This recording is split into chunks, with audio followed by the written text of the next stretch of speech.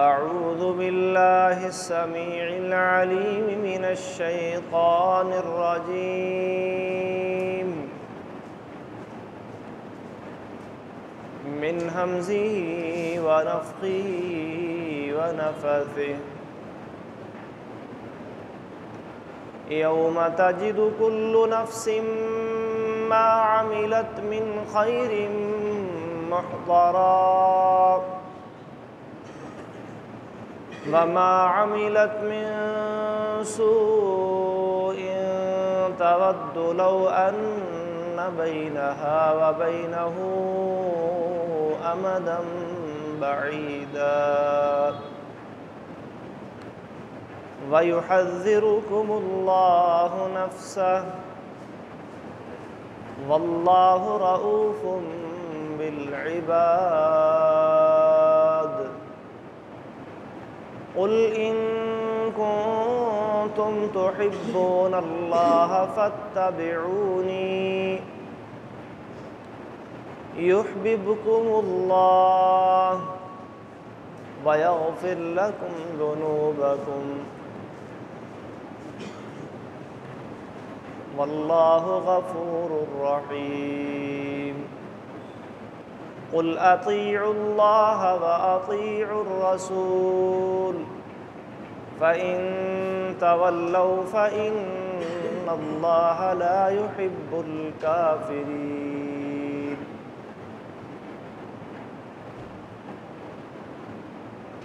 عن أبي ذر الغفاري رضي الله تعالى عنه قال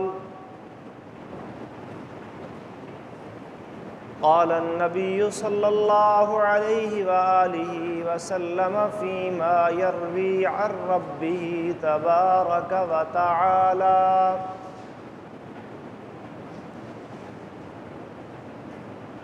يا عبادي إنما هي أعمال أحصيها لكم ثم أوفيها إياكم فمن وجد خيرا فليحمد الله ومن وجد غير ذلك فلا يلومن إلا نفسه رواه مسلم۔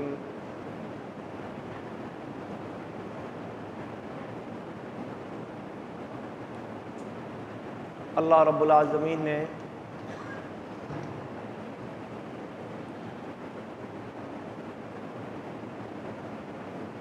مسلمانوں کے لیے کامیابی اور کامرانی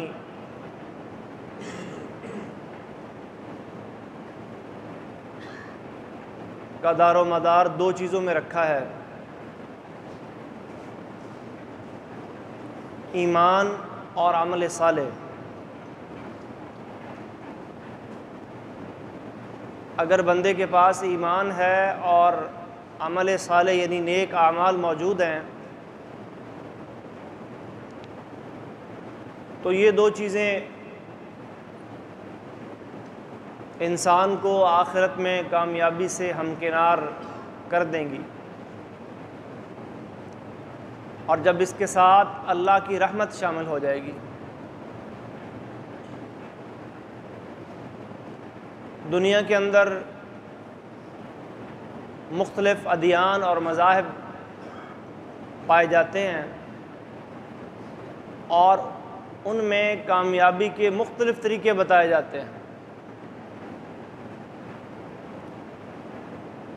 یہود ہم سے پہلے جو قوم گزری ہے، اہل کتاب جنہیں بنی اسرائیل بھی کہا جاتا ہے، ان کے دو بڑے گروہ تھے، ایک کو یہود کہتے ہیں اور ایک کو نصارہ۔ آخرت پر ان کا بھی ایمان ہے، موت کو، جنت جہنم کو وہ مانتے ہیں، تسلیم کرتے ہیں، لیکن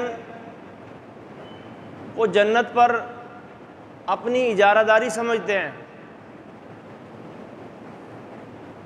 اللہ تعالیٰ ان کے بارے میں فرماتے ہیں وَقَالُوا لَن يَدْخُلَ الْجَنَّةَ إِلَّا مَنْ كَانَ هُودًا أَوْ نَصَارَىٰ۔ سورہ بقرہ میں اللہ فرماتے ہیں کہ یہ اہل کتاب کہتے ہیں کہ جنت میں صرف یہود جائیں گے یا نصارہ جائیں گے، ان کے علاوہ کوئی نہیں جائے گا۔ تِلْکَ أَمَانِیُّهُمْ، جواب ملا یہ محض ان کی خواہشات ہیں، آرزویں ہیں۔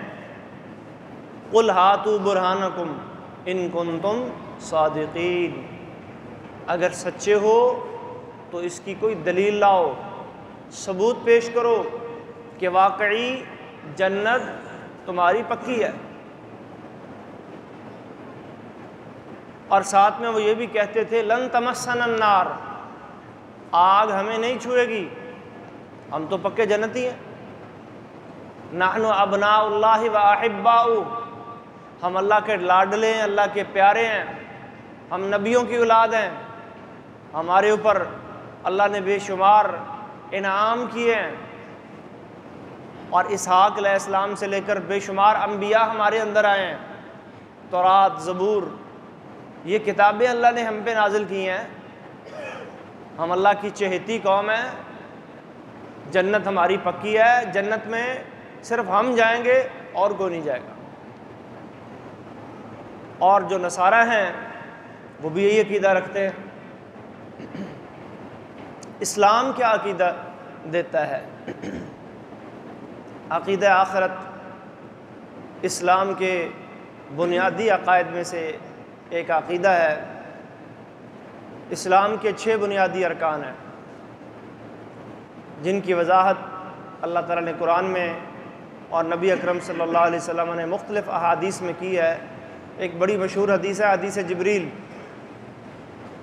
اس میں اللہ کے نبی فرماتے ہیں ان تؤمن باللہ و ملائکتہ و کتبہ و رسلہ والیوم الآخر و تؤمن بالقدر خیرہ و شرہ۔ ایمان کے 6 بنیادی ارکان کون سے ہیں؟ ایمان کیا ہے کہ تم اللہ پر ایمان لاؤ، اللہ کی کتابوں پر، اس کے رسولوں پر، اس کے فرشتوں پر، آخرت کے دن پر، اور اچھی بری تقدیر پر۔ تو یوں آخرت کا عقیدہ اسلام کے بنیادی عقائد میں سے ایک عقیدہ ہے۔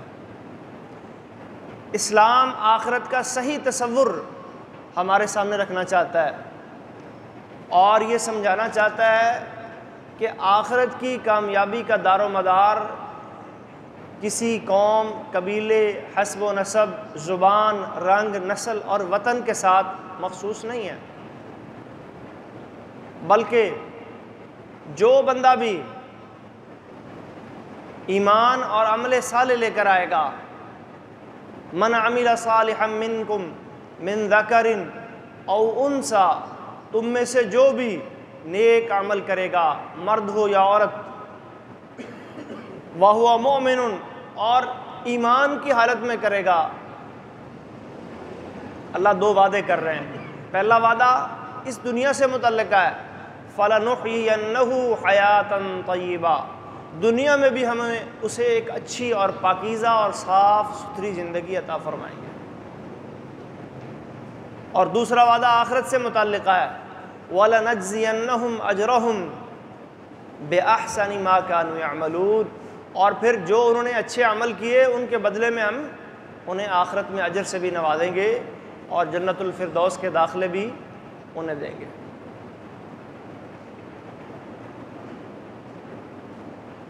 سورہ آل عمران کی اس آیت میں بھی جو میں نے آپ کے سامنے تلاوت کی ہے، اللہ تبارک و تعالیٰ یہی بات سمجھا رہے ہیں، یوم تجد کل نفس، جس روز ہر جان وہ پائے گی ما عملت، جو اس نے عمل کیے، من خیر، بھلائی کے، محضرہ، اپنے سامنے حاضر پائے گی، موجود پائے گی، وما عملت من سوء، اور جو اس نے برے عمل کیے وہ بھی سامنے آ جائیں گے۔ اللہ رب العالمین نے انسانوں کے اعمال کا پورا ایک ریکارڈ رکھا ہوا ہے، 2 فرشتے کرامن کاتبین کی صورت میں آپ کا ہر عمل نوٹ کر رہے ہیں، ہر بات جو زبان سے نکلتی ہے ما یلفظ من قول الا لدیہ رقیب عتید، جو لفظ زبان سے ادا ہوتا ہے ایک فرشتہ اسے لکھنے کے لیے تیار بیٹھا ہوتا ہے۔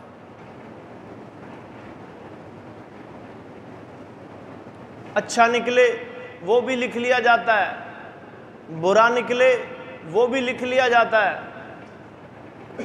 اسی لیے نبی مکرم صلی اللہ علیہ وسلم نے ارشاد فرمایا، من کان یؤمن باللہ والیوم الآخر فلیقل خیرا، تم میں سے جو شخص اللہ اور آخرت کے دن پر ایمان رکھتا ہے وہ اچھی بات کہے۔ ہم لوگ باتوں کے معاملے میں، زبان کے معاملے میں اتنی احتیاط نہیں کرتے۔ ہم کہتے ہیں یہ کون سا کوئی بڑا گناہ ہے، کوئی بڑی بات ہے، بس ایک زبان کا چٹخارا ہی ہے نا جی۔ حالانکہ صحیح بخاری میں حدیث آتی ہے، نبی اکرم صلی اللہ علیہ وسلم نے فرمایا، بندہ اپنی اسی زبان سے اللہ کی رضا اور خوشنودی کا ایک کلمہ وہ ادا کرتا ہے اور وہ اسے معمولی سمجھ رہا ہوتا ہے، لیکن اس ایک کلمے کی وجہ سے اللہ رب العالمین قیامت تک اپنی رضا اور خوشنودی اس بندے کے لیے لکھ دیتے ہیں۔ بندہ اپنی اسی زبان سے اللہ کی ناراضگی والا ایک کلمہ ادا کر رہا ہوتا ہے اور اسے معمولی سمجھ رہا ہوتا ہے کہ ایک بات ہی تو میں نے کی، ایک لفظ ہی تو میں نے بولا ہے، لیکن وہ لفظ اللہ کی ناراضگی والا ہوتا ہے۔ اس لفظ بولنے کی وجہ سے بندہ جہنم کے اندر پتہ نہیں کتنی گہرائیوں میں گر جاتا ہے۔ اور جہنم کی گہرائی کے بارے میں نبی اکرم صلی اللہ علیہ وسلم نے فرمایا، ایک مجلس میں جب صحابہ تشریف فرما تھے، اچانک ایک زوردار دھماکے کی آواز آئی۔ پوچھا جانتے ہو یہ آواز کہاں سے آئی ہے؟ عرض کی اللہ کے رسول اللہ جانے اور اللہ کے رسول بہتر جانے۔ فرمایا یہ وہ پتھر ہے جو جہنم کے کنارے سے آج سے 70 سال قبل گرایا گیا تھا، اور 70 سال کی مسافت طے کرنے کے بعد آج وہ جہنم کی تہہ میں پہنچا ہے۔ اتنی گہری جہنم ہے۔ تو ایک کلمہ، ایک لفظ جو انسان زبان سے ادا کرتا ہے، تو بہرحال جو بھی عمل ہو، اچھا ہو انسان کے سامنے آ جائے گا، برا ہوگا انسان کے سامنے آ جائے گا۔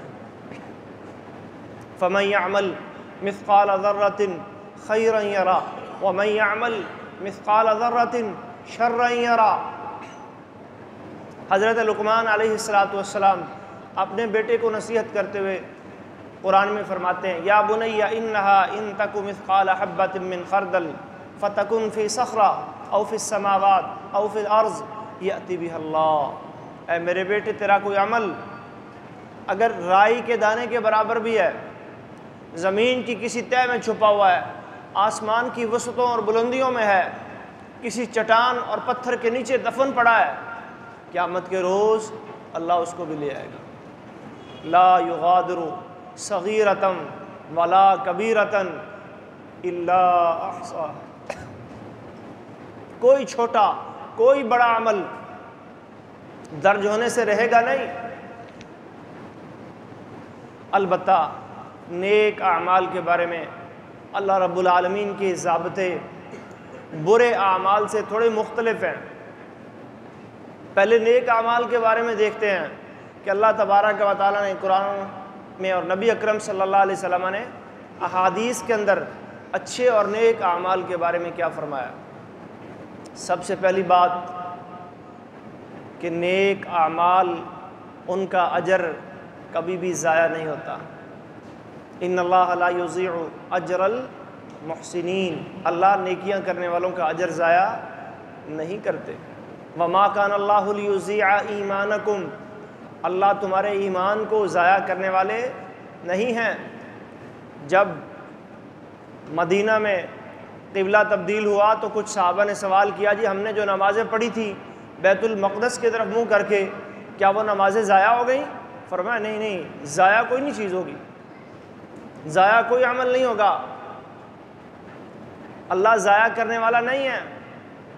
سنن ترمذی میں ایک حدیث آتی ہے کہ جب آپ مسجد میں آئیں اور امام مصلی پہ کھڑا جماعت کروا رہا ہے تو آپ اس بات کا انتظار نہ کریں کہ امام صاحب رکوع میں ہیں اٹھ جائیں گے تو ملوں گا، سجدے میں ہیں اٹھ جائیں گے تو ملوں گا، یا تشہد میں بیٹھے ہیں کھڑے ہو جائیں گے تو میں بھی ساتھ مل جاؤں گا۔ بعض ساتھی انتظار کرنے لگ جاتے ہیں۔ مسئلہ یہ ہے فَلْيَصْنَعْ كَمَا يَصْنَعُ الْإِمَامُ، رکعت تو بندے کو تبھی ملے گی اگر اسے قیام ملا ہے، اس نے پورا رکوع پایا ہے، قیام پایا ہے، 2 سجدے اسے ملے، رکعت تبھی شمار ہوگی۔ لیکن اگر اسے قیام نہیں مل پایا تو پھر وہ یہ انتظار نہ کرے کہ دوسری رکعت میں امام صاحب کھڑے ہوں گے تو میں ملوں گا۔ فَلْيَصْنَعْ كَمَا يَصْنَعُ الْإِمَامُ، جس کیفیت میں جس حالت میں امام ہے تکبیر تحریمہ کہے اور پھر دوسری تکبیر کہہ کر اس رکن میں چلا جائے۔ نماز میں شامل ہونے کا طریقہ کیا ہے؟ جو پہلی تکبیر ہوتی ہے یہ تکبیر تحریمہ ہوتی ہے۔ بعض بھائی ایک تکبیر کہہ کر ہی رکوع میں یا سجدے میں چلے جاتے ہیں، یہ غلط ہے۔ پہلی جب آپ تکبیر کہیں گے یہ تکبیر تحریمہ ہے، یہ نماز کا رکن ہے، یہ ضروری ہے۔ اور بعض ساتھی کیا کرتے ہیں کہ اگر امام رکوع یا سجدے میں ہے یا تشہد میں ہے، تکبیر تحریمہ کیا کہ پہلے ہاتھ باندھیں گے اور پھر ہاتھ چھوڑ کر پھر جو ہے وہ رکوع یا سجدے یا تشہد میں بیٹھیں گے، یہ بھی درست نہیں ہے، کیونکہ امام نے اب ہاتھ نہیں باندھے ہوئے۔ آپ تکبیر تحریمہ کہیں اور پھر دوسری تکبیر سجدے میں یا رکوع میں جانے کے لیے تشہد میں جانے کے لیے کہیں اور اپنی نماز جاری کر دیں۔ آپ کو تشہد کی دعائیں مل گئیں، آپ کو 1 سجدہ مل گیا، آپ کو 2 سجدے مل گئے، اللہ آپ کی نیکی کے اجر کو ضائع نہیں کریں گے۔ تو نیکی کے بارے میں اللہ کی یہ گارنٹی ہے، لا یلدکم من اعمالکم شیئا، اللہ تمہارے اعمال کا اجر دینے میں کوئی کمی نہیں فرمائیں گے۔ اعمال کا اجر اللہ ضائع، ہاں بندہ خود نہ ضائع کر لے، بندہ خود اپنے نیک اعمال کو ضائع نہ کر لے، چوری نہ کروا لے،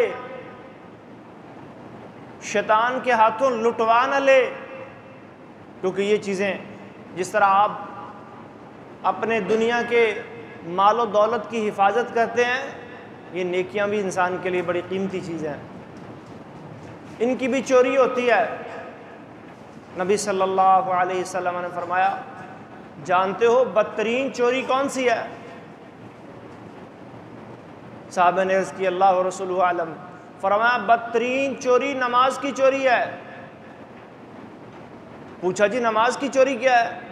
فرمایا نماز کی چوری یہ ہے کہ بندہ نماز کے لیے کھڑا ہوتا ہے، لا یتم رکوعها ولا سجودها، لیکن اس کے جو ارکان ہیں، قیام ہے، رکوع ہے، سجدہ ہے، قومہ ہے، تشہد ہے، یا دیگر جتنے بھی ارکان ہیں، تسبیحات ہیں، ان میں جلد بازی کا مظاہرہ کرتا ہے، اطمینان دکھائی نہیں دیتا۔ یہ نماز کی چوری ہے، اور یہ چوریوں میں سے سب سے بدترین چوری ہے۔ تو چور کی سزا کیا ہے یہ آپ جانتے ہیں۔ تو نماز تو آپ نے اپنی خود چرا لی، تو اجر آپ کو کہاں سے ملے گا؟ بعض ایسے بھی اعمال بیان کیے گئے ہیں شریعت اسلامیہ میں کہ خدا نہ خواستہ اگر وہ بندے سے سرزد ہو جائیں تو پھر بھی نمازوں کا اور نیکیوں کا اجر ضائع ہو جاتا ہے۔ شرک اعمال کو برباد کر دیتا ہے، نفاق اعمال کو برباد کر دیتا ہے، دکھلاوا، ریاکاری، فویل للمصلین الذین هم عن صلاتهم ساہون الذین هم یراؤون ویمنعون الماعون، دکھلاوے کی نمازیں۔ رب صائم لیس له من صیامه الا الجوع ورب قائم لیس له من قیامه الا السحر، دکھلاوے کے روزے، دکھلاوے کے قیام اللیل، کچھ حاصل نہیں ہوتا۔ جلوتوں میں نیکیاں کرنا، خلوتوں میں اللہ کی نافرمانیاں کرنا۔ سنن نسائی میں حدیث آتی ہے، نبی اکرم صلی اللہ علیہ وسلم نے فرمایا کہ قیامت کے روز کچھ لوگ پہاڑوں کے برابر، تہامہ عرب کا ایک علاقہ ہے، وہاں بڑے بڑے پہاڑ ہوتے ہیں، تہامہ کے وسیع و عریض اور طویل پہاڑوں کے برابر کئی لوگ نیکیاں لے کے آئیں گے، لیکن اللہ ان کی نیکیوں کو بکھرے ہوئے غبار کی طرح ہوا میں اڑا دیں گے، سب ضائع ہو جائیں گی۔ صحابہ پریشان ہو گئے، اتنی نیکیاں اور ضائع ہو گئیں، کیا وجہ ہے؟ کیوں ان کی نیکیاں ضائع ہو گئیں؟ فرمایا یہ وہ لوگ تھے جو تمہارے ساتھ نمازیں بھی پڑھتے تھے اور روزے بھی رکھتے تھے، صدقہ و خیرات بھی کرتے تھے، نیکی کے سارے کام تمہارے ساتھ مل کے کرتے تھے۔ وَلَٰكِنْ إِذَا خَلَوْا بِمَحَارِمِ اللَّهِ انتهكوها، لیکن ان کی تنہائیاں پاک نہیں تھیں، ان کی خلوتیں اللہ کی معصیت و نافرمانی میں گزرتی تھیں۔ جیسے آج کل ہر انسان کے پاس موبائل ہے، سوشل میڈیا کا دور ہے، اور طرح طرح کی ایپس اور طرح طرح کے فحش اور گندے مواد ان موبائلوں میں انٹرنیٹ کی وساطت سے ہر انسان کی رینج اور پہنچ میں ہے۔ لوگوں کے سامنے تو انسان نیک بننے کی کوشش کرتا ہے، نیک اعمال کرتا ہے، لیکن جب تنہائی میں بیٹھتا ہے، جب کوئی دیکھنے والا نہیں ہوتا، تو یہاں اگر اسے کوئی چیز برائی سے روکتی ہے تو وہ ہے اللہ کا ڈر، اللہ کا خوف۔ اسی لیے اللہ کے نبی نے فرمایا تھا نا جی، وہ 7 خوش نصیب جنہیں قیامت کے روز اللہ کا سایہ نصیب ہوگا، ان میں سے ایک وہ بھی ہے وَرَجُلٌ ذَكَرَ اللَّهَ خَالِيًا فَفَاضَتْ عَيْنَاهُ، وہ بندہ جس نے تنہائی میں اللہ کو یاد کیا اور اس کی آنکھوں سے آنسو بہہ پڑے۔ تو اپنی تنہائیوں کو پاک کیجیے، اپنی تنہائیوں کو صاف ستھرا بنائیے۔ اگر آپ چاہتے ہیں کہ آپ کی نیکیاں ضائع نہ ہوں، آپ کی نمازیں، روزے، صدقات، حج و عمرے ضائع نہ ہوں، تو اپنی تنہائیوں کو صاف ستھرا بنائیے، تنہائیوں میں اللہ سے ڈریے۔ اور ویسے بھی اللہ کے نبی کا حکم ہے اتق اللہ حیث ما کنت، اللہ سے ڈرو جہاں کہیں بھی ہو، مسجد میں ہو، مدرسے میں ہو، بازار میں ہو، لوگوں کے سامنے ہو، اکیلے بیٹھے ہو، ہر وقت اللہ کا ڈر اور خوف بندے کے دل میں ہونا چاہیے۔ یوسف علیہ السلام کی مثال ہمارے سامنے ایک بہترین مثال ہے۔ قرآن میں اللہ نے ان کا واقعہ بیان فرمایا کہ کیسے بکاتے غلام کی شکل میں مصر پہنچ گئے، عزیز مصر نے خرید لیا، اور اس کی بیوی نے برائی کی دعوت دی، کوئی دیکھنے والا نہیں ہے، تنہائی ہے، کوئی روک ٹوک کرنے والا نہیں ہے۔ قال معاذ اللہ، زبان سے کیا نکلا؟ میں اس برے عمل سے اللہ کی پناہ چاہتا ہوں۔ انہو ربی، وہ میرا رب ہے، احسن مثوائی، اس نے مجھے بڑا اچھا ٹھکانہ دیا ہے، انہو لا یفلح الظالمون، یہ بدکاری ظلم ہے، اور میں اگر یہ ظلم کر بیٹھا تو ظالموں کو فلاح نہیں ملتی، ظالم کامیاب نہیں ہوتے۔ تو سب سے پہلا اور بڑا فائدہ محترم بھائیوں نیکی کا، اللہ اور اللہ کے حبیب یہ بیان فرما رہے ہیں کہ اگر آپ نے نیکی کر لی اور نیکی کی ساری شرطیں آپ نے پوری کر لیں، عقیدہ توحید بھی آپ کے پاس تھا، اخلاص بھی تھا، اتباع سنت بھی تھی، اور پھر آپ نے اس کو سنبھال کے محفوظ کر کے رکھ لیا، اللہ اس کے اجر کو ضائع نہیں فرمائیں گے۔ اور پھر جب اجر دینے کی باری آئی تو یہاں پھر اللہ نے نیکی اور گناہ کا ایک تقابلی جائزہ ہمارے سامنے پیش کیا۔ بخاری شریف میں حدیث آتی ہے، نبی کریم صلی اللہ علیہ وسلم ارشاد فرماتے ہیں ان اللہ کتب الحسنات والسیئات، اللہ کا نیکیاں اور برائیاں لکھنے کا قاعدہ اور اصول کیا ہے؟ فرمایا فمن ہم بحسنۃ، جس بندے نے نیکی کا پختہ ارادہ کر لیا، بھئی یہ نیک کام میں نے کرنا ہے، ابھی کیا نہیں، نیکی کا پکا ارادہ کر لیا، اللہ فرشتوں سے کہتے ہیں میرے بندے کی ایک نیکی لکھ دو، میرے بندے کی ایک نیکی لکھ دو۔ اور اگر نیکی کا پختہ ارادہ کرنے کے بعد اگلے مرحلے میں اس نیکی پہ عمل بھی کر گزرتا ہے، اللہ فرشتوں سے کہتے ہیں کم از کم 10 گنا، من جاء بالحسنۃ فلہ 10 امثالھا، جو ایک نیکی لے کے آئے گا اس کو 10 گنا اجر و ثواب ملے گا، الی 700 ضعف، 10 سے لے کر 700 گنا تک ایک نیکی کا اجر، 10 گنا سے لے کر 700 گنا تک، الی اضعاف کثیرہ، اور پھر 700 پہ بس نہیں، فرمایا کئی اور گنے بڑھا لو اندر۔ اور جس طرح کہتے ہیں نا جتنا گڑ اتنا میٹھا، جتنا اس میں اخلاص ہوگا، جتنا اللہ کا تقوی ہوگا، جتنا سنت کے مطابق وہ عمل ہوگا، جتنی خشیت کے ساتھ وہ عمل، جتنی خشوع و خضوع کے ساتھ وہ کیا گیا عمل ہوگا، اتنا اس کا اجر اور ثواب اللہ کی بارگاہ میں بڑھتا چلا جائے۔ یہ تو اللہ کا نیکی کے بارے میں اصول ہے۔ برائی کے بارے میں کیا فرمایا؟ فرمایا جب میرا بندہ کسی برائی کے کام کا ارادہ کرتا ہے، ہما بسیئۃ، فرشتوں سے کہ اللہ کہتے ہیں بھئی لکھنا نہیں ہے، نیکی کا اجر نیکی کے ارادے پہ ہی ایک اللہ نے لکھ دیا تھا، لیکن برائی کے بارے میں فرمایا کہ نیکی کا اس نے ٹھیک ہے پلان پروگرام بنا لیا، ابھی تم نے اس کی برائی لکھنی نہیں ہے۔ اچھا پھر بسا اوقات ایسا بھی ہوتا ہے کہ بندہ نیکی کا برائی کا ارادہ کرنے کے بعد اینڈ ٹائم پر آ کے اللہ کا ڈر اور خوف دل میں آ جاتا ہے اور بندہ اس برائی کو ترک کر دیتا ہے، اس برائی کو چھوڑ دیتا ہے۔ اللہ فرشتوں سے کہتے ہیں یہ بھی میرے بندے کی ایک نیکی لکھ دو کہ میرے ڈر اور خوف کی وجہ سے اس نے یہ برا کام نہیں کیا۔ جیسا کہ صحیح بخاری میں حدیث آتی ہے، وہ اصحاب الغار کا واقعہ، وہ 3 آدمی غار میں پھنس گئے تھے، ان میں سے ایک کی نیکی یہی تھی کہ وہ اپنی چچا زاد بہن سے کوئی ناجائز تعلقات بنانا چاہتا تھا، اور پھر اس کی چچا زاد بہن فقر و فاقہ سے مجبور ہو کر اس کے پاس آئی کچھ مال مانگنے کے لیے، اس نے اپنا مطالبہ سامنے رکھا، بات طے ہو گئی، مال اس نے دے دیا، اور وہ برائی کے بالکل قریب پہنچ گیا۔ جب قریب پہنچا تو دیکھا کہ اس کی آنکھوں سے آنسو بہہ رہے ہیں۔ پوچھا میں نے تیرے اوپر کوئی تجھے مجبور نہیں کیا، تو پھر تو رو کیوں رہی ہے؟ اپنی رضامندی سے تو اس بات پہ تیار ہوئی ہے۔ وہ کہنے لگی مجھے اللہ کا ڈر آ گیا، میں نے یہ برا کام، یہ بدکاری والا کام کبھی نہیں کیا تھا، اور اب بھی مجھے اللہ کا خوف اور اللہ کا ڈر آ رہا ہے، اور مجبوری کی کیفیت اور عالم میں میں یہ کام کرنے کے لیے تیار ہوئی ہوں۔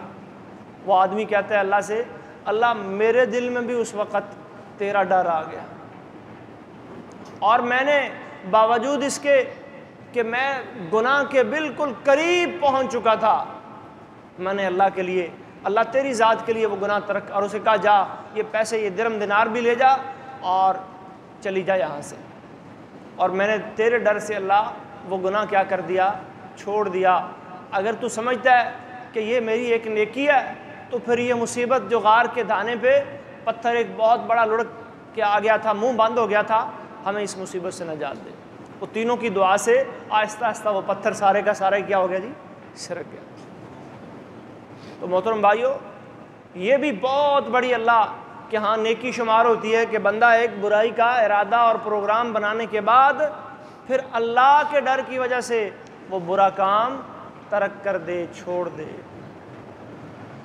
حدیث میں آتا ہے نبی کریم صلی اللہ علیہ وسلم نے فرمایا ما ترک احد، جو بندہ اللہ کی خاطر، اللہ کی خوشنودی اور رضا کے لیے کسی برائی والے اور گناہ والے کام کو چھوڑتا ہے، عوضہ اللہ خیرا من، اللہ اس سے بہتر اسے بدلہ عطا فرماتے ہیں۔ تو نیکی کا دوسرا فائدہ محترم بھائیو کہ اللہ تبارک و تعالی اگر برائیوں کے ساتھ اس کا تقابلی جائزہ لیں تو نیکیاں بہت زیادہ لکھتے ہیں اور اجر و ثواب بے شمار ہوتا ہے، جبکہ برائی اول تو ارادے پہ لکھی نہیں جاتی، اور ارادہ کر کے بندہ واپس آ جائے تو برائی نہیں نیکی لکھی جاتی ہے، اور خدا نخواستہ اگر بندہ کر لے تو صرف ایک گناہ لکھا جاتا ہے۔ ہونا تو یہ چاہیے تھا نا کہ جس طرح ایک نیکی پر 10 گنا نیکیاں لکھی گئی تھیں، 700 گنا تک اللہ گئے تھے، اس سے بھی بڑھایا تھا۔ اب عدل کا تقاضا تو یہ تھا کہ برائیاں بھی ایسے لکھی جاتی، لیکن رحمت اور رحمتی سبقت غضبی، اللہ فرماتے ہیں میری رحمت میرے سبق سے، میرے غضب سے آگے بڑھ گئی۔ اللہ کی رحمت وہ کیا کہتی ہے کہ نہیں بھی بندے کی صرف ایک غلطی ہے تو ایک ہی لکھنی ہے۔ نیکی کا محترم بھائیو ایک فائدہ انسان کے سامنے یہ بھی آتا ہے، ان الحسنات یذہبن السیئات، اللہ فرماتے ہیں کہ نیکیاں برائیوں کو مٹا دیتی ہیں، ختم کر دیتی ہیں۔ اگر نامہ اعمال میں کچھ گناہ درج ہو بھی گئے، کچھ خطائیں بشری تقاضوں کی وجہ سے آ بھی گئی ہیں، تو آپ اپنے ان گناہوں کو نیک کام کر کے مٹا سکتے ہیں۔ یہ آپ کے اللہ تبارک و تعالیٰ نے آپ کے لیے ایک اور کرم اور فضل کی بات رکھی ہے، ان الحسنات یذہبن السیئات۔ اور یہ برائیاں کیسے مٹتی ہیں؟ ابو ذر غفاری رضی اللہ تعالیٰ عنہ کی حدیث، وَأَتْبِعِ السَّيِّئَةَ الْحَسَنَةَ تَمْحُوهَا، برائی ہو جائے تو برائی کے بعد نیکی کرو، یہ نیکی اس برائی کو مٹا دے گی۔ وضو سے برائیاں مٹتی ہیں۔ الا ادلکم علی ما یمحو اللہ بہ الخطایا ویرفع بہ الدرجات اسباغ الوضوء علی المکارہ، صحیح مسلم کی حدیث ہے۔ کیا میں تمہیں وہ عمل نہ بتاؤں جس سے اللہ خطاؤں کو مٹاتا ہے، درجات کو بلند کرتا ہے؟ باوضو رہنا، تکلیف کی شدت کے باوجود باوضو رہنا۔ وانتظار الصلاۃ بعد الصلاۃ، ایک نماز کے بعد دوسری نماز کا انتظار کرنا۔ کثرت الخطا الی المساجد، مسجدوں کی طرف زیادہ سے زیادہ قدم اٹھا کے آنا، چل کے آنا۔ نماز گناہوں کو مٹاتی ہے، روزہ گناہوں کو مٹاتا ہے۔ من صام رمضان ایمانا واحتسابا غفر له ما تقدم من ذنبه، راتوں کا قیام، من قام رمضان ایمانا واحتسابا غفر له ما تقدم من ذنبه، یہ لیلۃ القدر کی تلاش کے لیے جو میں اور آپ محنتیں کر رہے ہیں، من قام لیلۃ القدر ایمانا واحتسابا غفر له ما تقدم من ذنبه، فرمایا جس کو یہ قیام مل گیا، قدر والی رات، برکت والی رات، سلامتی والی رات، مقام و مرتبے والی رات، قرآن کے نزول والی رات، فرشتوں کے آسمان سے دنیا پر آنے والی رات، جس کو اس رات کا قیام نصیب ہو گیا، اس رات کی عبادت نصیب ہو گئی، خیر من الف شہر، نہ صرف 1000 مہینوں کی عبادت سے بہتر ہے، بلکہ فرمایا غفر له ما تقدم من ذنبه، اس کے گزشتہ تمام گناہ معاف ہو جائیں۔ اور یہ رات محترم بھائیو رمضان کے آخری عشرے کی طاق راتوں میں سے کسی ایک رات میں ہوتی ہے۔ 21 اور 23 گزر چکی ہیں، ابھی 3 راتیں باقی ہیں، 25، 27 اور 29۔ ہمارا کام محنت کرنا ہے۔ کئی لوگ نتیجے اور رزلٹ کے پیچھے بھاگنے لگ جاتے ہیں۔ اچھا ابھی کون سی رات تھی؟ آپ کو پتہ چلا، آپ کی کیفیت کو بدلی، آپ کو محسوس ہوا کیا نشانی تھی؟ چھوڑیں ان چیزوں کو، ہمارا کام محنت کرنا ہے، ہمارا کام اجتہاد کرنا ہے۔ جیسا کہ سیدہ عائشہ رضی اللہ تعالیٰ عنہ کے بارے میں، سیدہ عائشہ رضی اللہ تعالیٰ عنہ نبی صلی اللہ علیہ وسلم کے بارے میں فرماتی ہیں، کان یجتہد فی العشر الاخیر ما لا یجتہد فی غیرہ، آخری عشرے میں آپ اتنی محنت کرتے تھے جو محنت پہلے 2 عشروں میں نہیں کرتے تھے۔ شد میذرا، تہبند کس لیتے، احیا لیلا، راتوں کو جاگتے، وایقظ اہلا، گھر والوں کو بھی جگاتے، قرآن کی تلاوت، دعائیں، استغفار، مناجات، اللہ سے سرگوشیاں، قیام اللیل، علم کی مجلسیں، یہ سارے نیکی کے کام نبی علیہ الصلوۃ والسلام آخری عشرے میں، اور آخری عشرے میں مزید محنت کرنے کے لیے نبی علیہ الصلوۃ والسلام اعتکاف بیٹھ جایا کرتے تھے۔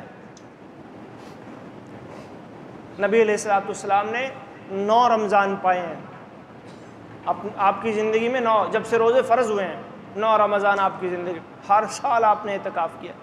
1 سال آپ کا چھوٹ گیا تھا، پہلے سال آپ نے پورے 1 مہینے کا اعتکاف کیا اسی لیلۃ القدر کی تلاش کے لیے۔ جب آپ کو بتایا گیا کہ رمضان کی راتوں میں سے کوئی ایک رات ہے، پہلے اس کا علم دیا گیا کہ یہ فلاں مخصوص رات ہے، پھر علم اٹھا لیا اللہ نے۔ اللہ کی مرضی ہے نا جی، قرآن میں اللہ فرماتے ہیں سنقرئک فلا تنسى، ہم تمہیں بڑھائیں گے تو تم نہیں بھولو گے، الا ما شاء اللہ، مگر جو اللہ بلانا چاہے گا اللہ بلا بھی سکتا ہے۔ اس کی یہ مثال نبی صلی اللہ علیہ وسلم فرماتے ہیں کہ لیلۃ القدر کا تعین کر کے مجھے بتایا گیا یہ فلاں رات ہے، ثم رفعت، پھر یہ علم اٹھا لیا گیا، میرے سینے سے مٹا دیا گیا۔ ان اللہ علی کل شیء قدیر، اللہ مٹانا چاہے تو مٹا بھی سکتا ہے، اٹھا لیا گیا۔ البتہ یہ حکم ملا التمسوها فی العشر الاواخر من رمضان، رمضان کے آخری عشرے میں اور آخری عشرے کی طاق راتوں میں اس کو تلاش کرو۔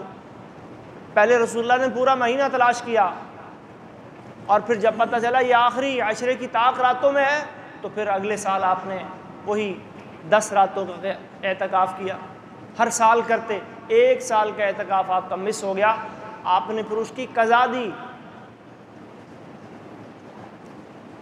اس کی قضا دیا آپ صلی اللہ علیہ وسلم نے۔ تو اعتکاف بھی ایک بڑا ہی مسنون اور اہمیت کا حامل عمل ہے۔ اعتکاف کا معنی عکف یعکف، جھک جانا، اپنے آپ کو اللہ کی عبادت کے لیے دنیا سے کاٹ لینا، وتبتل الیہ تبتیلا، سب کا کٹ کے اسی کا ہو جانا۔ اور اس کے لیے مساجد، اعتکاف کا مرکز کیا ہے؟ مساجد۔ وانتم عاکفون فی المساجد طہرا بیتیہ للطائفین والعاکفین والرکع السجود۔ اللہ ابراہیم اور اسماعیل کو مخاطب کر کے فرما رہے میرے گھر کو صاف ستھرا رکھو اعتکاف کرنے والوں کے لیے، قیام کرنے والوں کے لیے، اور رکوع و سجدہ کرنے۔ اعتکاف مسجد میں ہوتا ہے، گھر میں نہیں ہوتا۔ بعض لوگوں نے مسئلہ بنایا جی خواتین گھر میں بھی اعتکاف بیٹھ سکتی ہیں۔ نہیں، خواتین بھی اگر اعتکاف بیٹھنا چاہتی ہیں تو ان کی جگہ مسجد ہی ہے۔ اگر موقع نہیں ہے، حالات نہیں ہیں، کہیں جگہ نہیں ہے، ممکن نہیں ہے تو اعتکاف نہ بیٹھیں، گھر میں ویسے عبادات کریں، روزہ رکھیں، فرائض ادا کریں، نوافل پڑھیں، صلاۃ التسبیح ادا کریں۔ عورتوں کے لیے تو اللہ اور اللہ کے رسول نے بڑی آسانیاں فرمائی ہیں۔ سنن ترمذی میں حدیث آتی ہے، نبی صلی اللہ علیہ وسلم نے فرمایا اذا صلت المرأة خمسہا، جب عورت اپنی 5 نمازیں جو اللہ نے اس پر فرض کی ہیں ان کو ادا کرے، وصامت شہرہا، اور رمضان کے روزے جو اللہ نے فرض کیے ہیں ان کو رکھے، وَأَطَاعَتْ بَعْلَهَا، اور اپنے شوہر کی اطاعت و فرما برداری کرے۔ یہ 3 کام عورت عقیدے کی اصلاح کے بعد کر لے، فرمایا دخلت من ای ابواب الجنت شاءت، جنت کے 8 دروازوں میں سے جس میں سے داخل ہونا چاہے داخل ہو جائے۔ ان پہ جماعت بھی فرض نہیں، ان پہ جمعہ بھی فرض نہیں، ان پہ جہاد بھی فرض نہیں۔ بہت ساری سہولتیں اللہ نے ہماری خواتین کو عطا کی ہیں، مسلمان خواتین کو۔ لیکن اس کے ساتھ ساتھ یہ حدیث بھی سن لیجئے جو صحیح بخاری کتاب الایمان میں ہے، نبی صلی اللہ علیہ وسلم نے عورتوں کو مخاطب کر کے فرمایا یا معاشر النساء، اے عورتوں کی جماعت، تصدقنا، زیادہ سے زیادہ صدقہ کرو، فإنی أریتکن اکثر اہل النار، کیونکہ میں نے جب جہنم کا مشاہدہ کیا تو مجھے تمہاری تعداد سب سے زیادہ اس میں نظر آئی، سب سے زیادہ اس میں تمہاری تعداد مجھے نظر آئی۔ فقلنا وبما یا رسول اللہ، صحابیات نے عرض کی اللہ کے رسول وہ کیوں، ہماری تعداد آپ کو کیوں زیادہ نظر آئی؟ آپ صلی اللہ علیہ وسلم نے 2 وجوہات بیان فرمائے، 2 بڑی وجوہات، 2 بڑی کمزوریاں جو ہماری خواتین میں پائی جاتی ہیں، ان کی طرف نبی علیہ الصلوۃ والسلام نے نشاندہی کی۔ فرمایا تکفرنا، ایک تو تم ناشکری کرتی ہو، اللہ کی بھی ناشکری، وَتَكْفُرْنَ الْعَشِيرَ، اور اپنے شوہروں خامدوں کی بھی ناشکری۔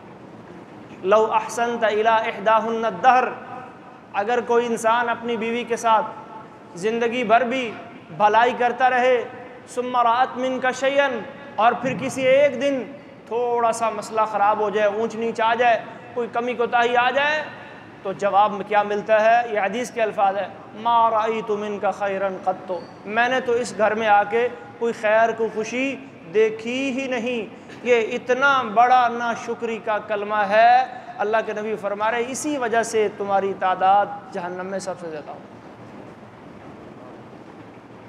اور دوسری وجہ اللہ کے نبی نے کیا بیان فرمایا؟ تکثرن اللعن، یہ جو لعن تان ہے، تنقید، لعن تان، غیبت، سب و شتم، گالی گلوچ، استہزاء، تمسخر، یہ خواتین میں یہ بیماری مردوں کے بنسبت زیادہ ہوتی ہے۔ فرمایا تم لعن تان بہت کرتی ہو، ایک دوسرے پہ جب موقع ملتا ہے تو موقع ہاتھ سے نہیں جانے دیتی۔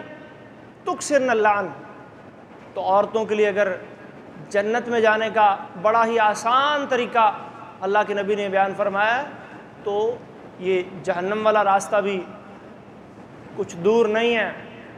ہماری ماؤں بہنوں بیٹیوں کو چاہیے کہ اپنے عقیدے اور اعمال کی اصلاح کے ساتھ ساتھ ان 2 چیزوں پہ خصوصی توجہ دیں۔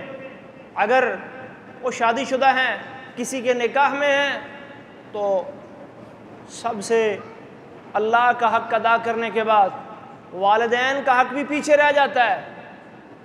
شادی کے بعد عورت کے اوپر اللہ کے بعد شوہر کا حق زیادہ ہوتا ہے، خامد کا حق زیادہ ہوتا ہے۔ والدین ان کے حقوق ہیں، ان کے حقوق سے انکار نہیں، لیکن شوہر کا حق مقدم ہے۔ شوہر کی نافرمانی نہ کرے اور اپنی زبان کو قابو میں رکھیں، اپنی زبان کو سب و شتم، گالی گلوچ، لعن طعن، غیبتوں، چغلیوں اور جھوٹ سے بچائیں۔ اگر جنت میں جانا چاہتی ہیں بس 5 نمازیں فرض ادا کریں، اور رمضان آ جائے تو اس کے روزے رکھیں، شوہر کی اطاعت کریں۔ نبی صلی اللہ علیہ وسلم فرما رہے ہیں جنت کے 8 دروازوں میں سے جس میں سے چاہے مرضی چلے جائیں۔ کتنا آسان نسخہ اللہ کے نبی نے جنت میں جانے کے لیے ہماری مسلمان ماؤں بہنوں بیٹیوں کے لیے بیان فرما دیا، لیکن اس کے باوجود اکثریت، اللہ کے نبی فرما رہے مجھے جہنم میں نظر آئی، اور اس کی 2 وجوہات بھی آپ نے بیان فرما دی۔ تو محترم بھائیو، نیکی اللہ رب العالمین جب اس کا اجر اور ثواب بندوں کو دیں گے نا جی، اللہ اکبر، تو کیا دیں گے؟ کچھ نیکیاں ایسی بھی ہیں بغیر حساب، بغیر حساب و کتاب کے، جن میں سے ایک روزہ بھی ہے۔ روزے کا کوئی اجر اللہ اور اللہ کے نبی نے بیان نہیں فرمایا، اس لیے فرمایا الصوم لی، روزہ میرے لیے ہے، وَأَنَا أَجْزِي بِهِ، اس کا بدلہ بھی میں نے دینا ہے۔ لِلصَّائِمِ فَرْحَتَانِ، اور روزے دار کے لیے 2 خوشیاں، فرحۃ عند فطری، ایک خوشی تو ہوتی جب روزہ افطار ہو جاتا ہے، جب یہ نیک عمل پورا ہو جاتا ہے مومن خوشی محسوس کرتا ہے۔ نیکی پہ خوش ہونا یہ بھی ایمان کی نشانی ہے۔ نیک عمل کر کے، نماز پڑھ کے، صدقہ کر کے، روزہ مکمل کر کے خوشی محسوس کرنا یہ بھی ایمان کی علامت ہے، ایمان کی نشانی۔ مومن کو اپنی نیکی پہ خوش ہونا چاہیے۔ نبی صلی اللہ علیہ وسلم نے فرمایا اذا سرتک حسنتک وساءتک سیئتک فانت مومن، جب تمہاری نیکی تمہیں اچھی لگے، تمہیں خوش کرے، اور تمہارا کوئی برا کام تمہیں بے چین اور مضطرب کرے، تمہارے دل میں کھٹکے، فانت مومن، تو پھر جان لو کہ تم کون ہو؟ مومن ہو، پھر ایمان ہے تمہارے دل میں۔ لیکن اگر نیکی سے کوئی خوشی نہیں ہو رہی، برائی اس سے کوئی نفرت پیدا نہیں ہو رہی، دل بے چین نہیں ہو رہا، کوئی ندامت و شرمندگی نہیں ہو رہی، اس کی مثال یوں سمجھ لیں، یہ نشہ آور زہریلی چیزیں ہوتی ہیں، سگریٹ، نسوار، بیڑا، یہ انجیکشن، ڈرگز، چرس وغیرہ، جو بندہ نہیں لیتا، پہلی دفعہ منہ میں سگریٹ لگائے گا تو کیا ہوگا؟ پہلی دفعہ چرس کا تھوڑا سا اس کے ناک میں جائے گا دھواں یا اس کی بو جائے گی تو اس کی کیفیت کیا ہوگی؟ بیڑا اگر کسی اس انسان کے منہ میں رکھ دیا جائے جو بیڑا کبھی نہیں کھاتا، الٹیاں شروع ہو جائیں گی، طبیعت خراب ہو جائے گی، گڑبڑ ہو جائے گی۔ کیوں؟ کیونکہ یہ بری چیزیں ہیں۔ اللہ نے نشہ آور چیزیں اسی لیے تو حرام کی ہیں، انسانی صحت کے لیے، دماغ کے لیے، یہ غلط چیزیں ہیں۔ لیکن جب انسان کو ان بری چیزوں کی لت پڑ جاتی ہے، جب وہ نشے کا عادی ہو جاتا ہے، جب وہ یہ سگریٹ کا، بیڑے کا، نسوار کا اور ڈرگز کا، منشیات کا، چرس کا عادی ہو جاتا ہے، تو پھر ان چیزوں کے بغیر اس کا گزارا۔ گناہ بھی ایسا ہی ہے۔ قرآن میں اللہ فرماتے ہیں وَإِذْ زَيَّنَ لَهُمُ الشَّيْطَانُ أَعْمَالَهُمْ، شیطان برے اعمال لوگوں کی نظروں میں خوبصورت بنا کے پیش کرتا ہے، اور انسان برائیاں کرتے کرتے اس سٹیج پہ پہنچ جاتا ہے، اسے اپنی برائی بری لگتی نہیں ہے، اور یہ بڑی خطرناک سٹیج ہے۔ لا يعرف معروفا ولا ينکر منکرا، بندے کا ضمیر اور دل مردہ ہو جاتا ہے، سیاہ ہو جاتا ہے، سارے دل پر زنگ چڑھ جاتا ہے، اسے گناہ کی کڑواہٹ محسوس ہی نہیں ہوتی، ایمان کی لذت اور حلاوت محسوس ہی نہیں ہوتی، نیکی کی مٹھاس پتہ نہیں چلتا اس کا۔ حالانکہ اللہ کے نبی فرماتے ہیں ذاق طعم الایمان من رضی باللہ ربا وبالاسلام دینا وبمحمد نبیا ورسولا، اس بندے نے ایمان کی مٹھاس کو چکھ لیا جو اللہ کے رب ہونے پر، اسلام کے دین ہونے پر، اور محمد الرسول اللہ صلی اللہ علیہ وسلم کے نبی اور رسول ہونے پر راضی ہو گیا، اسے ضرور ایمان کی لذت، ایمان کی مٹھاس، ایمان کی شیرینی اس کا لطف آئے گا۔ اللہ نے ان چیزوں میں بھی لطف رکھا ہے، اللہ نے ان میں بھی مٹھاس رکھی ہے، اللہ نے ان میں بھی لذت رکھی ہے، لیکن یہ لذت اسی کو ملتی ہے جس کے دل میں ایمان ہو، جس کا ضمیر زندہ ہو، جس کا دل صاف ستھرا اور شفاف ہو، جس کے دل پہ سیاہی چھا جائے، زنگ لگ جائے، جس کا منہ کڑوا ہو جائے، اسے پھر نہیں احساس ہوتا کہ میں گناہ کر رہا ہوں، میں نیکی کر رہا ہوں۔ نیکی اور بدی کی پہچان اس کے دل سے مٹا دی جاتی ہے، اور یہ بڑی خطرناک چیز ہے محترم بھائی۔ نیکی کے اندر اللہ نے بڑی مٹھاس اور لذت رکھی ہے، اور برائی میں کرواہٹ رکھی ہے، لیکن یہ کرواہٹ، اس کا ادراک کرنے کے لیے آپ کو اپنی اصلاح کرنی ہوگی، اپنے منہ کا ذائقہ ٹھیک کرنا ہوگا، تاکہ روٹی کی مٹھاس اور پانی کی مٹھاس کو آپ محسوس کر سکیں۔ بندہ بیمار ہو جائے تو ڈاکٹر کے پاس جاتا ہے، ڈاکٹر پوچھتا ہے منہ کا ذائقہ کیسا ہے، حکیم صاحب پوچھتے ہیں منہ کا ذائقہ کیسا ہے، کہتا ہے جی کڑوا ہے، روٹی کھانے کو دل نہیں کر رہا۔ اب روٹی کڑوی نہیں ہے، یہ بندہ بیمار ہے، اس کا قلب سقیم بن چکا ہے، بیمار ہو چکا ہے۔ یہ اپنے دل کی اصلاح کرے گا، اپنے ایمان کے اندر تازگی لائے گا، اس کی تجدید کرے گا، اس کو تازہ کرے گا۔ وَإِذَا تُلِيَتْ عَلَيْهِمْ آيَاتُهُ زَادَتْهُمْ إِيمَانًا إِنَّمَا الْمُؤْمِنُونَ الَّذِينَ إِذَا ذُكِرَ اللَّهُ وَجِلَتْ قُلُوبُهُمْ وَإِذَا تُلِيَتْ عَلَيْهِمْ آيَاتُهُ زَادَتْهُمْ إِيمَانًا۔ قرآن کی آیتیں پڑھ کے، اللہ کا ذکر کر کے، اللہ سے ڈر کر، اللہ کا تقوی پیدا کر کے، نیک اعمال کر کے اپنے ایمان کو بڑھائے گا، اپنے دل کو صاف اجلا اور روشن کرے گا، پھر پتہ چلے گا ایمان کی کیا قدر و قیمت ہے، اور اللہ نے اس میں کتنی مٹھاس رکھی ہے۔ اور جب ایمان کی مٹھاس کا پتہ چل جاتا ہے تو پھر کوئی دھمکیاں کام نہیں آتی، پھر بندے کے دل میں کسی کا کوئی ڈر نہیں رہتا۔ جادوگر فرعون کو کیا جواب دیتے ہیں جب فرعون نے کہا نا کہ تم میری طرف سے مقابلہ کرنے کے لیے آئے تھے، تم تو خود موسیٰ پہ ایمان لے آئے، میں ہاتھ پاؤں کٹوا دوں گا، میں پھانسیوں پہ چڑھا دوں گا، میں تختوں پہ لٹکا دوں گا۔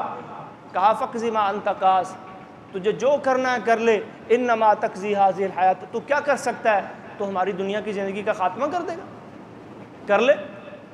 ہم اس ایمان کو چھوڑنے والے نہیں ہیں۔ سورۃ البروج میں اللہ نے جو واقعہ بیان کیا، وہ ایک چھوٹا سا بچہ کتنے لوگوں کی ہدایت کا سامان بن گیا۔ بادشاہ کے جادوگر کے پاس گھر والوں نے بھیجا پہ جاؤ جادو سیکھو اور بادشاہ کی مدد کرو۔ راستے میں ایک عالم سے، راہب سے ملاقات ہو گئی، اس سے دین سیکھنے لگ گیا، دین کی سمجھ آ گئی۔ اللہ نے اس کا امتحان لیا، بادشاہ کو پتہ چل گیا۔ اس چھوٹے سے بچے کو اللہ نے کئی لوگوں کی ہدایت کا ذریعہ بنا دیا۔ بادشاہ نے اور اس کی فوجوں نے کئی دفعہ اسے مارنے کی کوشش کی، کبھی پہاڑ سے گرایا، کبھی سمندر میں گہرائیوں میں پھینکنے کی کوشش کی، بچ کے آتا رہا۔ کہا مجھے مارنا چاہتے ہو؟ ہاں مارنا چاہتا ہوں۔ اپنی ساری رعایا کو ایک میدان میں جمع کرو، کر لیا۔ میرے ترکش میں سے ایک تیر نکالو اور یہ بات کہہ کے مجھ پہ تیر چلاؤ، بسم اللہ رب ھذا الغلام، اللہ کے نام سے یہ تیر چلاتا ہوں جو اس لڑکے کا رب ہے، کیونکہ وہ اپنے رب کو رب کہتا تھا۔ اور یہ دعوت اللہ نے دیکھو کیسے اس بادشاہ کے منہ سے یہ کلمہ نکلوایا، اور جب اس نے تیر چلایا لڑکے کے یہاں پیشانی کمپٹی پہ لگا، بہت ہو گیا، شہید ہو گیا۔ لیکن یہ واقعہ دیکھ کر ہزاروں کا مجمع، اس کی جو رعایا تھی، سب کے سب آمنا برب ھذا الغلام، ہم اس لڑکے کے رب پہ ایمان لائے ہیں، اس کا رب سچا رب ہے۔ بادشاہ وقت تو سچا رب نہیں ہے۔ اس نے بڑی بڑی خندقیں کھدوائیں، ان میں لکڑیوں کے ذریعے آگ بھروائی، اور کہتا ہاں بھائی کون جو مجھے رب مانتا ہے اسے چھوڑ دوں گا، اور جو اس لڑکے کے رب کو رب مانتا ہے اسے پھر آگ میں پکوا۔ لوگوں نے آگ میں جانا قبول کر لیا، لیکن ایمان کو نہیں چھوڑا۔ ایک عورت ایک دودھ پیتے بچے کو لے کے آ رہی ہے، اور جب اسے اپنے بچے کا خیال آیا تو تھوڑا سا جھجکتی ہے، پیچھے کو ہٹتی ہے۔ تو بچہ اپنی ماں کی چھاتی سے تھوڑا ہٹ کے کہتا ہے، شیر خوار بچہ، کہ ماں ڈرتی کیوں ہے، جھجکتی کیوں ہے، ہم حق پر ہیں، تو کود جا اس آگ میں، اور میری زندگی کی وجہ سے تو باطل کی طرف پلٹ کے نہ جا۔ تو ایمان کی لذت جب محسوس ہو جاتی ہے تو پھر حضرت بلال تپتی ریت کے اوپر گھسیٹے جاتے ہیں، حضرت خباب دہکتے انگاروں پہ لٹائے جاتے ہیں، لیکن کلمہ توحید کو چھوڑنے کے لیے تیار نہیں ہوتے۔ نیکی میں اللہ نے بڑی لذت اور مٹھاس رکھی ہے، بشرطے کہ اس کی لذت اور مٹھاس محسوس ہونی شروع ہو جائے۔ 3 کام اللہ کے نبی بتا رہے ہیں یہ کر لو، اللہ کو رب مان کر اس پہ راضی ہو جاؤ، اسلام کو دین مان کر اس پہ راضی ہو جاؤ، اور محمد عربی صلی اللہ علیہ وسلم کو اپنا نبی اور رسول مان کر اس پر راضی ہو جاؤ، خوش ہو جاؤ، فخر کرو ان پہ، میرا رب اللہ ہے، میرا دین اسلام ہے، اور میرے نبی جناب محمد رسول اللہ صلی اللہ علیہ وسلم ہے۔ اور 3 اور چیزیں جو صحیح بخاری کی ایک حدیث میں بیان کی گئی ہیں، ثلاث من کن فیہ وجد بہن حلاوۃ الایمان، 3 چیزیں جس شخص کے اندر ہوں گی وہ ایمان کی لذت کو پالے گا۔ ان یکون اللہ ورسولہ احب الیہ مما سواہ، اللہ اور اس کے رسول کی محبت انسان کے دل میں کائنات کی سب محبتوں سے زیادہ ہو۔ وَأَن يُحِبَّ الْمَرْءَ لَا يُحِبُّهُ إِلَّا لِلَّهِ، دنیا میں اگر کسی سے محبت کرے تو اللہ کی اور دین کی بنیاد پہ کرے۔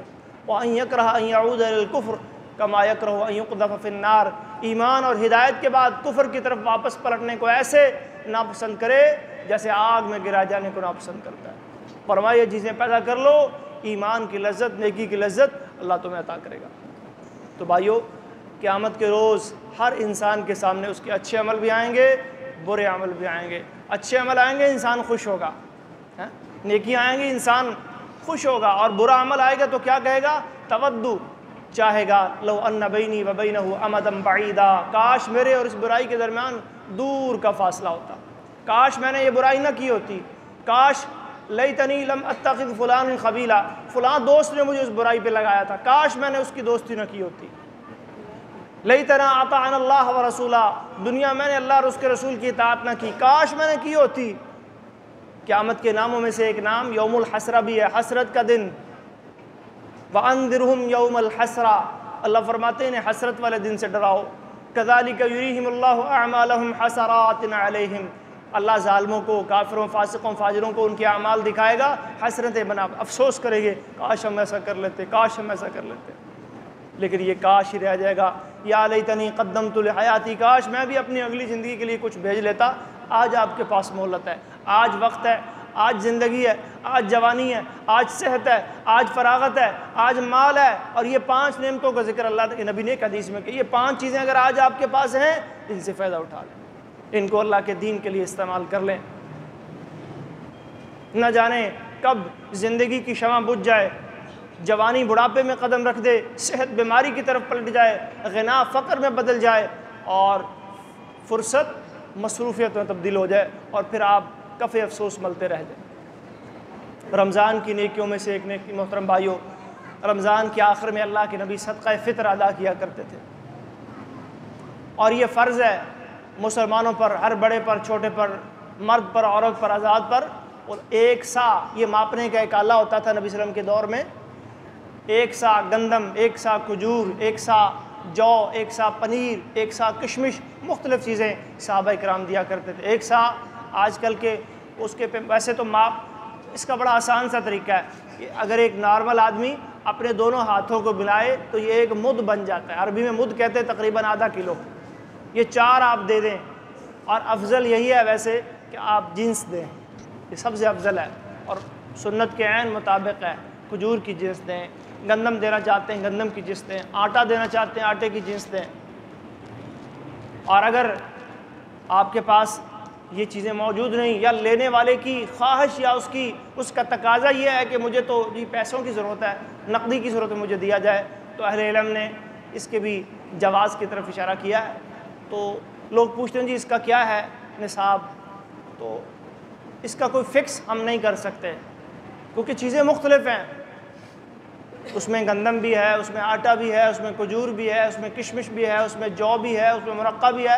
آپ اپنی حیثیت کے مطابق دیں جو دینا چاہتے ہیں، جس کی اللہ آپ کو توفیق دیتا ہے۔ گندم سے دینا چاہے تو گندم سے دے دیں، ورنہ اس کی قیمت مارکیٹ میں موجود ہے تقریباً 2.25 کلو گرام، 2 کلو سے کچھ اوپر 2.25 کلو گرام گندم کی مارکیٹ میں، یا آٹے میں سے دینا چاہتے ہیں آٹے کی ویلیو نکال لیں، اور اس کی قیمت عید کی نماز سے پہلے ادا کرنا ضروری ہوتا ہے۔ اور رمضان کے آخری عشرے میں بھی آپ دے سکتے ہیں۔ نبی صلی اللہ علیہ وسلم کے دور میں بیت المال میں مال جمع ہونا شروع ہو جاتا تھا، اور پھر غربا، یتامیٰ، مساکین تک پہنچنا بھی ہے۔ اس کے 2 بڑے مقصد اللہ کے نبی نے بیان فرمائے۔ طہرۃ للصیام، یہ روزوں میں ہونے والی کمیوں کوتاہیوں اس کا کفارہ بھی ہے، اور طعمۃ للمساکین، اور یہ مساکین کے لیے کھانا بھی ہے۔ اللہ تبارک و تعالی ہمیں رمضان میں زیادہ سے زیادہ نیکیاں کرنے کی توفیق عطا فرمائے۔ جو نیکیاں ہم کر چکے ہیں یا کر رہے ہیں اللہ اپنی بارگاہ میں قبول فرمائے، اور اللہ ہماری زندگیوں میں مزید ایسے رمضان لے کر آئے۔ وآخر دعوانا ان الحمد للہ رب العالمین۔